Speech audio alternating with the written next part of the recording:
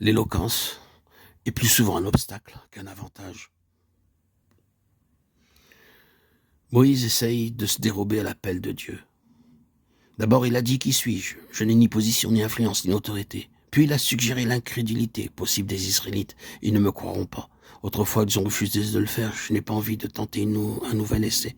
Et maintenant, il dit à Dieu « Je ne suis pas un homme de parole. » Les 40 ans du désert, 40 ans de solitude et de silence m'ont ôté l'habitude du langage. Si j'étais puissant en parole autrefois, je ne le suis plus maintenant. Je suis un homme de peu de paroles et lent à s'exprimer. Ma langue est lente. Lorsque Dieu parle, ce qu'il dit est bref, mais ce qu'il dit s'accomplit. Et lorsqu'il choisit une personne pour qu'elle soit son porte-parole, il arrive qu'il l'apprenne sans facilité d'élocution, mais il peut d'autant mieux s'exprimer par elle.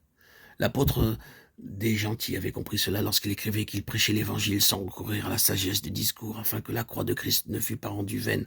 1 Corinthiens 17. Elle est rendue vaine quand elle est enveloppée de l'éloquence humaine ou qu'elle disparaît sous un flux de paroles. Une parole facile, abondante, tue le message de la croix. Que Dieu pardonne les couronnes de fleurs dont nous décorons la croix, même les fleurs de rhétorique. La croix doit garder son effroyable grandeur, sa tragique puissance, celle qu'elle avait lorsque le Fils expirait sur le bois maudit, à cause du péché. Alors, la terre trembla, les ténèbres recouvrirent le pays, et ses habitants furent jetés dans la consternation et dans l'épouvante. N'est-ce pas moi qui ai fait la bouche, répond l'Éternel à Moïse. Va, je serai avec toi, et quand tu parleras, je t'enseignerai ce que tu devras dire. Il semble que maintenant Dieu a répondu à toutes les objections soulevées par Moïse et que l'entretien est terminé. Non, car le cœur de Moïse défaille. Oui, le chemin est clair. Oui, cette fois, c'est bien Dieu qui l'appelle, Dieu qui commande. C'est lui qui pourvoira à tous ses besoins, qui l'équipera et le revêtira de puissance. Il n'a qu'à se donner à Dieu, et Dieu fera le reste. Rien ne manque, que le consentement libre et joyeux de l'instrument. Ce consentement, Dieu l'attend. Mais Moïse recule encore. L'œuvre à laquelle il est convié l'épouvante. L'Éternel s'est montré si patient vers lui.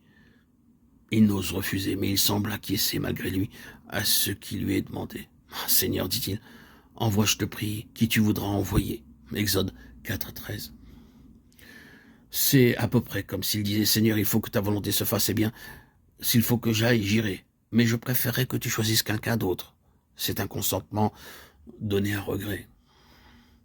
Dieu ne peut accomplir son œuvre par l'instrument choisi que si celui-ci donne une collaboration joyeuse et sans restriction.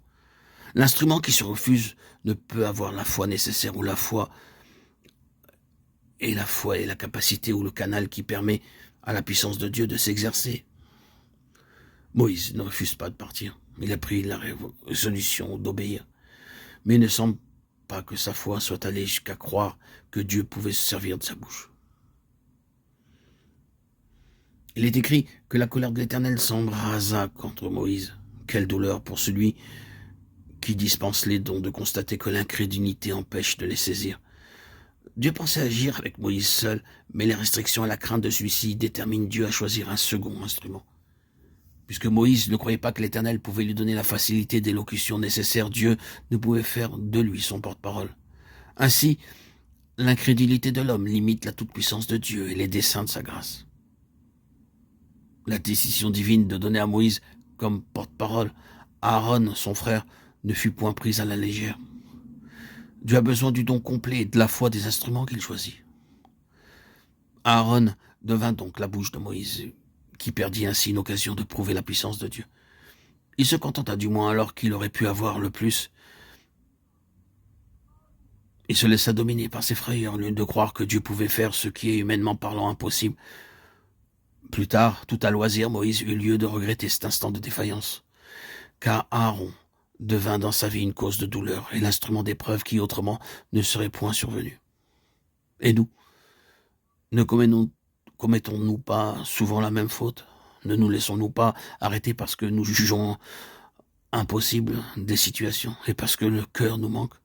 Ne choisissons-nous pas le moins quand le plus est à notre disposition? Mais si nous reculons devant quelque chose que Dieu propose, il nous y ramènera tôt ou tard. Longtemps après, lorsque Aaron mourut, Moïse connaissait mieux son Dieu, sa langue n'était plus liée, et À la fin de sa vie, il prononça devant le peuple un cantique qui est chanté dans le ciel, le cantique de Moïse et de l'agneau, nous dit le voyant de l'Apocalypse 15, verset 3. À Jéthro, Moïse vint dire qu'il devait retourner en Égypte. Il ne semble pas qu'il lui ait raconté tout ce qui s'était passé à la montagne de Dieu, à Horeb. Ceux qui ont été l'objet de semblables révélations et qui ont eu de semblables entretiens n'en parlent pas volontiers. D'ailleurs, Dieu ne se révèle pas souvent de cette manière. Il le fait seulement pour ceux qui ont appris à marcher silencieusement avec lui.